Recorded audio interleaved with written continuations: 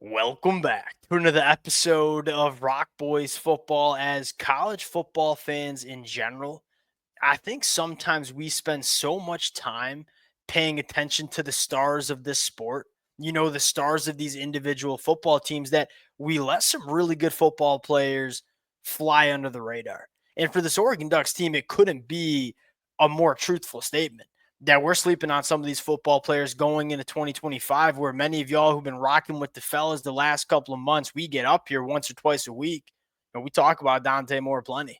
We talk about Dakorien Moore as a true freshman. Y'all know I've hammered home the fact that I think Kenyon Sadiq's going to be the best tight end in the country in 2025. I feel like there are so many players on this football team that, as much as we've talked a ton of Oregon football, we probably haven't given enough love to some of these guys. And this episode is kind of dedicated to, the players we need to talk about more for the Oregon Ducks going into 2025. Now, what's so unique about this conversation is I chose the 5 players that I felt like we haven't talked enough about during the spring and summer months. I'm sure many of y'all sitting at home have some players you want to mention as well. Let it rip in the comment section.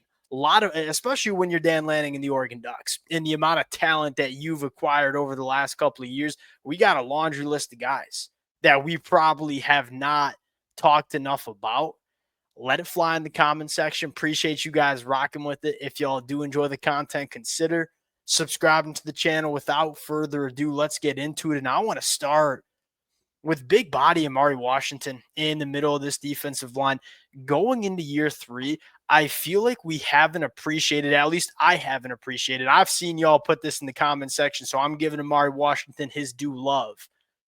We didn't talk enough about the jump that this kid took from year 1 to year 2. And I think part of the reason was you had Derek Harmon come from Michigan State and absolutely tear it up for the Oregon Ducks in 2024. You look at Amari Washington and say, number one, in the most important aspect of this conversation, he's getting better. Look, again, as much as people want to talk about this Oregon Ducks team leaning too much on the transfer portal, not developing their high school talent, that's just not true. And Amari Washington's a great example. Played a little bit as a freshman, but was still kind of developing in this program. Year 2 in 2024, played almost 400 snaps for this Oregon defense in the middle of that defensive line.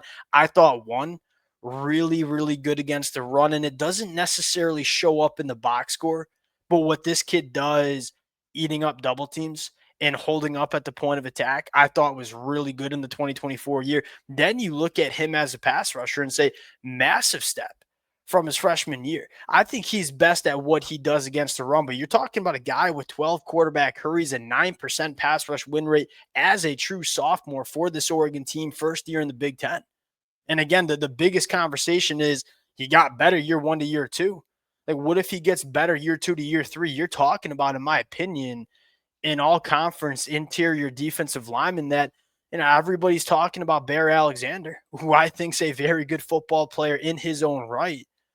We got to talk a little bit about Amari Washington and potentially being one of the better interior defensive linemen we see in the conference in 2025. Number 2, I'm going to stick on the defensive line because y'all know that one of my reasons for being so high on Oregon in the 2025 years, yes, we have a lot of new faces. We have a lot of question marks about this Oregon team at certain spots in this football field. The defensive line has the chance to be the best defensive line we've seen Dan Lanning have in Eugene. True freshman Matthew Johnson. Like, I go back and watch the spring game maybe like once every couple of weeks. And every time I turn it on, Matthew Johnson, as an early enrollee freshman, was probably the best football player on the field. And this is a guy that I don't know if he's going to play a ton as a true freshman, especially in those rundown situations, because I'm not sure if he's big enough to play on the inside in the Big Ten as a freshman. As a pure pass rusher, I think he's going to play. And he kind of balances out the other skill sets that you have in this room. You look at guys like Jericho Johnson. You look at a guy like Tyone Gray, who I'm extremely high on going into 2025. Those are your big body run stoppers. Matthew Johnson is this guy that in those third and long situations, those obvious pass rushing situations, he's going to be a problem. And I think he's going to be a problem for Oregon year 1. He's 6'5". He's around 270 pounds. Yes, he's undersized, but that length and the athleticism that he has on the inside of this defensive line, it gives so many, shorter and bigger interior offensive linemen some problems. Like there's not a lot of guys even going into year 3, year 4 that can deal with the length and athleticism in the first step that Matthew Johnson brings to the table. If this kid is physically ready to hold up, I think he's going to be really, really good for this Oregon team, especially in those pass rush situations. And it's a funny conversation because he's by far not the biggest name that's coming in as a freshman. He might play a massive role for Oregon on this defensive line. Number 3, and another guy that I feel like similar to Amari Washington, we slept on the jump he took, linebacker Devin Jackson. And I think what excites you the most about Devin Jackson is he took a pretty nice step in 2024. Went from playing around 100 snaps in the 2023 year to over 400 snaps in the 2024 year, clearly earning the trust of Dan Lanning and Tosh Lupoy. What excites me the most is that there's a lot of room left to grow for Devin Jackson. Like he was a solid linebacker for Oregon in the 2024 year, could be great in 2025. And we've been saying this about this kid ever since he was coming out of high school in Omaha, Nebraska.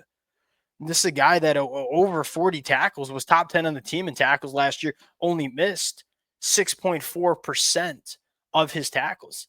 And this guy flies around the football field, finds the ball carrier, and very rarely misses tackles when he has the opportunity. Now, the step that Devin Jackson can take here is just being a little bit more of an instinctual football player, like allowing him, he's a 10-5 guy, 10-7 guy, excuse me, in the 100-meter dash. One of the fastest linebackers that you see in the country. If he takes another step between the ears and allows himself to play faster on the football field, of which we all know he can, you're talking about an all-conference linebacker, which is a really big storyline because you look at Oregon in the linebacker room and say it got Oregon into trouble at times when they played elite-level competition last year. Oregon did not go out and address the linebacker position in the portal, even though that was a position that maybe we thought they would address. That tells me Dan Lanning, Tosh Lupoy, and this defensive coaching staff, they have a lot of confidence in guys like Devin Jackson to take another step in 2025. And look, Devin Jackson was solid in 2024, took a massive step in 2024. If he takes another one in 2025, you're talking about potentially one of the better backers that we see in the Big Ten. Number 4, and I'm going to go 2 for 1 here. I'm going to talk about one, freshman Cooper Perry. Again, Dakorien Moore is going to get a lot of the national media buzz, and rightfully so. I'm not even sure how much Cooper Perry is going to play in the 2025 year, but you're hearing a lot of good things. And then you go back to say, all right, what was this kid like coming out of high school? He was a ball player. He was not a guy that is going to impress you in combine settings. He's not going to be running a 4.3 like Dakorien Moore is, but he's a guy that you turn on the high school film. I know how to catch in traffic. I know how to create separation. I'm going to consistently get open, especially in those short intermediate route tree combinations. They got different body types, Cooper Perry and Tez Johnson. Very similar kind of games and very similar ways they win. Like, go look at Tez Johnson. Tez Johnson, 4.51 in the 40-yard dash? That's not blowing anybody away. Then you turn on the tape and say, one, he plays extremely fast, but more importantly, that's not his best skill set. And Tez Johnson's best skill set was, I know how to get open, whether it's in man coverage, just beating my guy, running clean routes, whether it's zone coverage, I'm going to sit it down in the zone and be presentable to the quarterback. Cooper Perry, very, very similar set of traits. And then another guy in Dylan Gresham. Like, what do Dylan Gresham and Cooper Perry both have in common? They're not necessarily the most physically gifted wide receivers in this room. Like, look, Dakorien Moore's a freak. Malik Benson's a freak. Evan Stewart, very, very physically gifted. You have some freaky dudes in the wide receiver room, but I look at Cooper Perry and Dylan Gresham and say, yeah, they're not going to test off the charts at the NFL Combine in a couple of years. But I have a good feeling they're going to be really productive for this Oregon offense over the next couple of years because they're ball players. Cooper Perry, Dylan Gresham, not sure how much they play in 2025 because you have Dakorien Moore and Evan Stewart and Gary Bryant finally healthy. These kids are going to be really good for Oregon over the next couple of years. Last name that I will just continue to bang the table for, and I don't even know, like within the Oregon fan base, I don't think he's really that underrated. Like I think the Oregon fans who follow this program pretty damn closely know that we probably got a real stud in Ifio. The college football landscape doesn't, and they're going to quickly find out. And you look at Ifio and say he's one of the most important pieces for Oregon to get over the hump in 2025. We just didn't have those kind of cornerbacks that look like Ifio to deal with guys like Jeremiah Smith. Well, I think you have one with Ifio. And he's a guy that, look, there's a ton of talent in this cornerback room. You know, whether it's a freshman like Naheem Offord, whether it's a guy like Dakota Fields, whether it's a guy like Jaleel Florence, this cornerback room is loaded. The only one, I mean, and that's not to say these other guys aren't good cornerbacks, but the guy that we consistently hear the same tune about is Iffy, as just like the cornerback one in this Oregon defense. And like we have said all spring, whoever does emerge as your starting cornerbacks in 2025, you feel like are going to be really good because the competition is insanely high to start at boundary cornerback for Oregon. And it sounds like head and shoulders that Ifio is your guy out there on the boundary.